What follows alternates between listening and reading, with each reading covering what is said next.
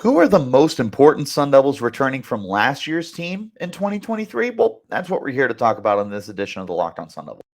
Are Locked On Sun Devils, your daily podcast on the Arizona State Sun Devils, part of the Locked On Podcast Network, your team every day.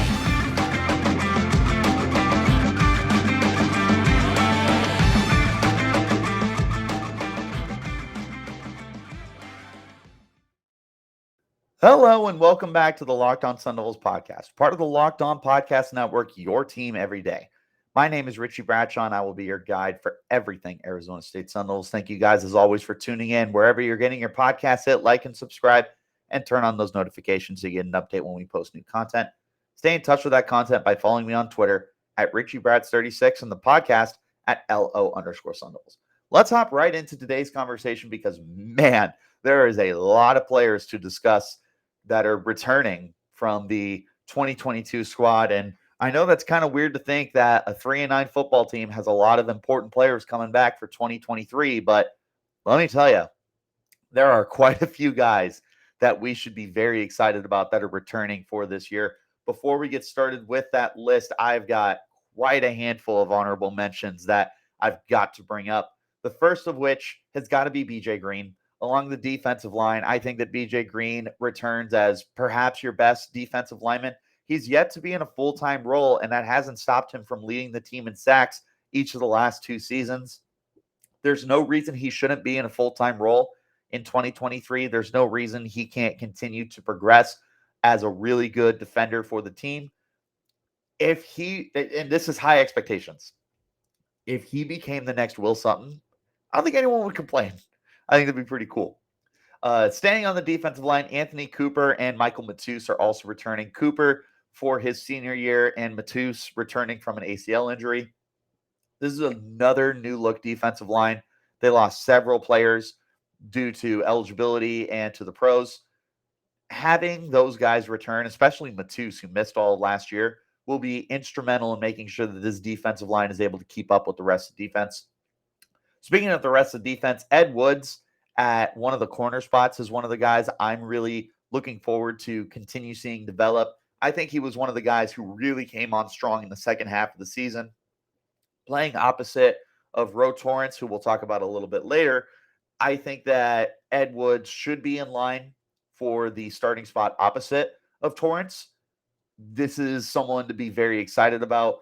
And then I also want to mention on the offensive side of the football, Giovanni Sanders and Messiah Swinson. Sanders, the starting slot receiver, who was third on the team in receiving yards, he was second on the team in receiving yards last year with a flat 500 yards. I really like him. I'm also biased because I spoke to him. If you missed that interview, go ahead and check that out. I did get a chance to sit down with Giovanni and talk with him. And then Messiah Swinson as well. The tight end position is going to be important for Kenny Dillingham's offense, and I anticipate that Swinson will see a much bigger role than he saw last year. His 15 catches for 185 yards, I think he's definitely due for an uptick in those departments. Going ahead, I had to do 6. I could not do 5 because I simply could not decide between the guys I have listed at 5 and 4. Let's go ahead and talk about number 6 before we get that far, though, and that's Chris Edmonds. Chris Edmonds was such a great surprise for the team last year. He came in from Samford University as a transfer for the team, and he ended up leading the team in interceptions with 3. He also tallied on 50 tackles as well. Edmonds decided to return for one more year with Arizona State, and he will be in line to be one of the most veteran players on the defense, one of the most accomplished players on the defense, and one of the guys that I anticipate will be perhaps the most important player on that defensive side of the football. The dude is an absolute ball hawk. He's got 11 interceptions in 4 seasons in college football. I'm not going to lie. I feel like he can continue to be a ball hawk for the team. He should have had a pick 6 in week 1 against NAU, but there was an illegal block in the back on his return. I think he's going to be back stronger than ever. I'm hoping that he can continue progressing forward as that ball hawk that I know he can continue to become. I'm really, really excited about Chris Edmonds. There's just so many factors that he's going to bring to the defense outside of that aforementioned ball hawking ability. The dude is a veteran, And this is a defense that's going through a lot of turnover, especially in the front seven. So there's going to be a lot of emphasis on the back end of the defense to be playing at their tip-top best shape. Because if the defense is not able to step up, this is going to be a long year again. That was the case last year. With how much change is coming to that front seven, I look at Chris Edmonds and I say that this is going to be one of the players that's going to be guiding the unit. You're hoping that he can seize a leadership role. I think that would be one of the best case scenarios for Arizona State, is if Chris Edmonds were to become one of the vocal leaders, one of the guys in the locker room who's got a pulse on the team, be able to guide them. They need that desperately on the defensive side of the ball. Couple all of that with being able to work with Coach Ward on the defensive side of the ball as a new defensive coordinator. I'm looking forward to what Edmonds can continue to progress into, because I think everything that he's done will be leading up to a breakout season in 2023. Edmonds, my number 6 guy. Number 5 and number 4 are a bit of a split for me, but number 5, I went with Jordan Clark. Jordan Clark returning for his senior season. Jordan Clark, another very, very important piece in the secondary for the team. The reason why I have him ahead of Chris Edmonds is because Clark can play all over the place. Clark actually played some free safety for the team last year and was very good. Clark also played nickel corner, which is probably where he seems to be most comfortable with. But I'm hoping that they can kind of incorporate him in a role very similar to Corey Bethley last year. Bethley was a very underrated player for Arizona State. He finished second on the team with 90 tackles. He had a sack. He had 2 forced fumbles. He was all over the field. That's what I'm hoping we can get out of Jordan Clark, is being able to flex him all over the defensive alignment, whether that's dropping deep or maybe playing towards the line of scrimmage in like the box, so to speak. I don't know. What I do know is Jordan Clark returns as one of the best players on the defensive side of the ball. He returns as one of the most versatile players on the defensive side of the ball. And he returns as one of the guys who I'm also hoping can seize a leadership role. He'll be one of the most veteran guys on the team as a senior. He will be one of those guys that will command the respect of everyone in that locker room. And between him and Torrence, I feel like you've got a really good combination there, that you could have these guys lead the secondary moving forward and have a very, very strong locker room. I'm really looking forward to Jordan Clark. The way that I think Chris Edmonds could break out, I think Jordan Clark could break out as well, just at different positions. Where Edmonds, I feel like, is going to be that roaming safety deep, I think Clark is just going to be all over the football field.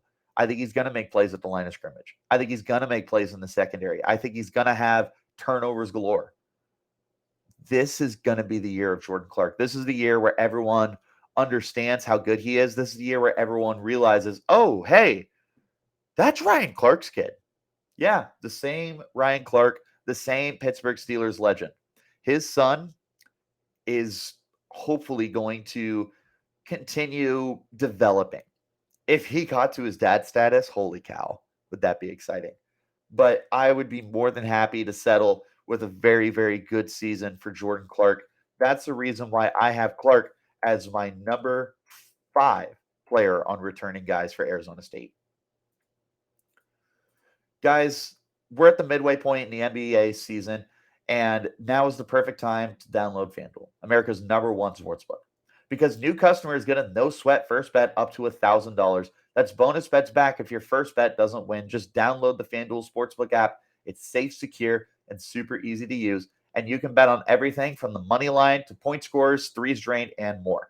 Plus, FanDuel even lets you combine your bets for a chance at a bigger payout with a same-game parlay.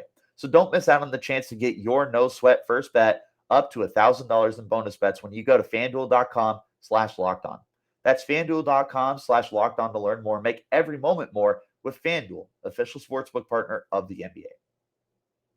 As always, thank you guys for tuning in to Locked On Sun Devils. Wherever you're getting your podcast, hit like and subscribe. Also, check out the Locked On College Basketball podcast. Everything you need to know about college basketball in one place. Hear from big-name experts, insiders, coaches, and players. Locked On College Basketball, available on YouTube and wherever you're getting your podcasts. Back into our conversation, looking at the top returning players for Arizona State. The next guy I got, this was really difficult between Jordan Clark and this player for my 5 and 4 spots. I went with Torrence. The reason why I had Torrence edge out Clark, while Clark has more versatility, while Clark is more of a veteran, Torrence will be the number 1 corner for this team. And having a solidified number 1 corner has never been more important in college football than it is today, where you have guys that are just dominating and passing offenses and offenses that cater to the passing game. These wide receivers get babied. These quarterbacks get babied. So having a corner who can take away an opposing receiver, never been more important. Torrence flashed that ability in 2023. He showed the lockdown skills to be that number 1 corner. He showed that ability to be the guy in the secondary. There's that hope that he'll continue on that trajectory to being a top end corner. And there's that hope that he will continue to assert himself as one of the best corners in the Pac-12. Dude's got ridiculous size at 6'3", 210, and yet he can still mirror and match with receivers. We'll see how he can do in 2023, because there is a lot of good receivers in the Pac-12. There is a lot of talent that Torrence is going to have to go up against. And Torrence is going to be relied upon in that secondary, perhaps more than Edmonds and Clark, because he's going to be looked at as the top guy. And when you're the top guy, you have to understand that there's a lot of pressure and a lot of emphasis on your ability to cover and take away those receivers. That's the reason why Torrence is higher for me. I do believe that Torrence, like the other guys on this list, the reason why they're on this list is because I think he's capable of taking that next step. And with all the intangibles that he has, the only thing he doesn't have, quote unquote, doesn't have, is the interceptions. He only had 1 this past year, but he still broke up 8 passes. People weren't throwing at him. And Torrence did miss a little bit of time.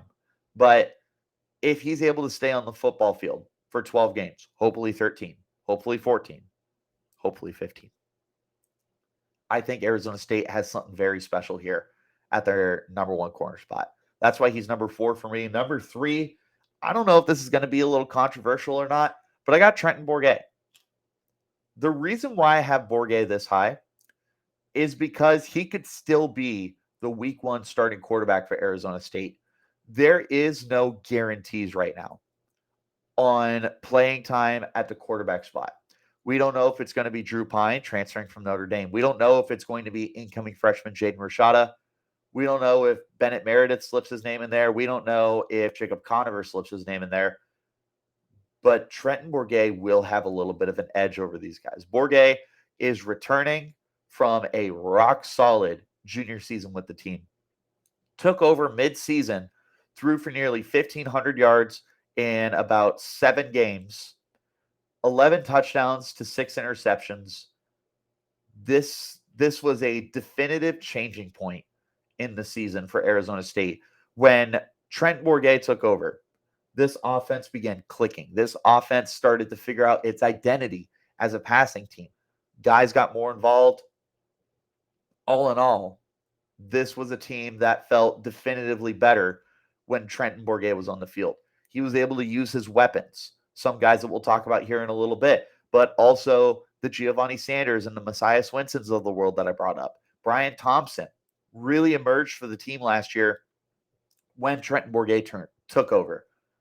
They were able to pull off that massive upset against Washington because of Trenton Bourguet.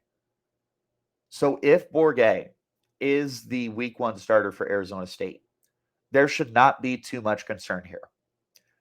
Because there is such stiff competition at the quarterback spot, I just don't know whether Bourguet is going to be starting or not. What I do know is that Bourguet does bring some confidence for me. Bourguet does make me feel like Arizona State can still compete no matter who is under center, and certainly if he is under center. With Kenny Dillingham coming in, and Kenny Dillingham being a little bit of a quarterback guru, getting the most out of the formerly known Bo Picks and turned him into Bo Nix, the Heisman contender. I'm not saying Bourguet can turn into a Heisman contender, but what I am saying is that Bourguet can be a really, really good quarterback in Kenny Dillingham's system. And with him already having established chemistry with some of the guys on this roster, it becomes that much more important for the team. And it becomes that much more of an intriguing aspect for the quarterback battle, whether or not he does get the edge over the rest of this competition, because he's been there before. It'll be really interesting to see how this quarterback situation pans out for Arizona State. But because of all these aspects and everything else that's going into it, that is the reason why I have Trenton Bourguet as my number 3 returning player. Again, thank you guys for checking out Locked On Sun Devils. Next, check out Locked On College Basketball. Experts Isaac Shade and Andy Patton bring you everything you need to know on and off the court. Hear from big name experts, coaches, and players throughout the basketball landscape. It's Locked On College Basketball, available on YouTube and wherever you're getting your podcasts. Top 2 players. Shouldn't be too much of a surprise who they are. Let's just get into it. Number 2, Jalin Conyers. Jalin Conyers. Again, when Trenton Bourguet took over, Conyers exploded onto the scene. After the bye week from winning against Washington, he would score all 5 of his touchdowns. He would cross the 100-yard barrier against Colorado with a 3-touchdown game. He had a 10-catch performance against U of A with several incredible catches. Conyers became one of the de facto weapons in this offense. He is going to continue being one of those weapons in this offense. The 6'4", 265-pound tight end from Groover, Texas, looks like one of the most exciting tight end prospects that Arizona has had in forever. I can't remember the last time there was a tight end that looked as talented and as physically dominant and with as high an upside as Jalin Conyers possesses. I look at Conyers and I see probably the number 2 option in this offense behind the guy that we'll be talking about here in just a moment. There's no reason for Jalin Conyers to not excel in the Kenny Dillingham offense, and there is also no reason for Jalin Conyers to not become that household name in this offense, for him not to become a terrific weapon and a tool for Kenny Dillingham and a tool for Bo Baldwin in this offense. Whoever is at quarterback is going to appreciate the big body tight end that not only they can rely across the middle of the field, but can stretch the field. This is a guy who can post up in the red zone. He can take the occasional, I can't even think of what it's called, just like a fly route, essentially. I can't think of what it's called. My apologies. But point is, Conyers can do a little bit of everything for you in the passing game.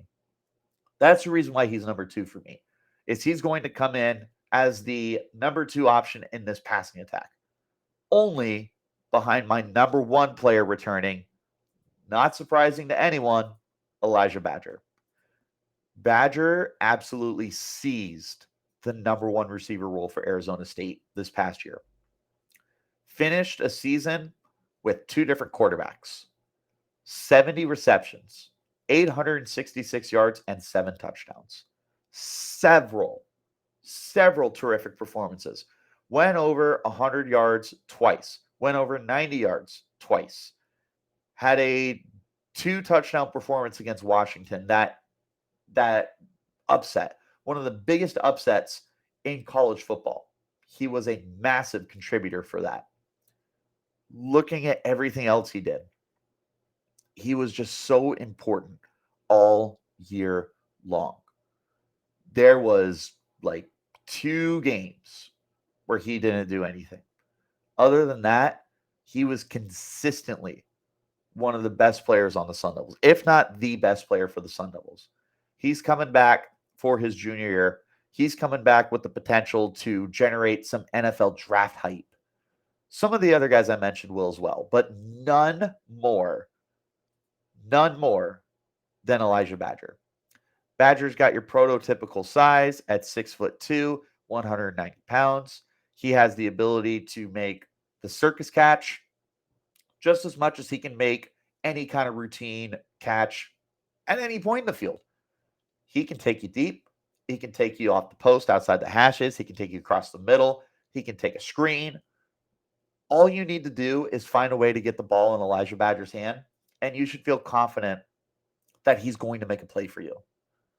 When I look at Elijah Badger, I look at a firmly established number one receiver. I look at him as the number one option in this offense, run or pass. No matter who's the quarterback, they will have confidence knowing that Elijah Badger will be that safety blanket for them. He will be that secure option at any level of the field, no matter what he's doing, whether he's going deep or across the middle or underneath, whatever have you. You can be confident that Elijah Badger will be able to make a play for you. That's why he's my number one returning player. That's why I think that Elijah Badger can become not only a household name at Arizona State if he's not already, but a household name in the Pac-12. This feels like a guy who should be able to contend for a first team or a second team all Pac-12 honor this year. Even if Arizona State finishes as a 4-win team, I would be confident that Badger's a 1,000-yard receiver. I would be confident that Badger is one of the top receivers in the Pac-12. Hopefully, he'll get the recognition that he's getting on this podcast and within the Valley. But that is my list for the returning players for Arizona State that I think will be the most important. There's several other guys as well that will be important for depth reasons or starting reasons, but those are my guys. Thank you guys, as always, for tuning in. Wherever you're getting your podcast, hit like and subscribe and turn on notifications. To stay in touch with our content, follow me on Twitter at RichieBrads36 and the podcast at LO_Sun Devils. Until next time, though, you keep it locked right here on Locked On Sun Devils.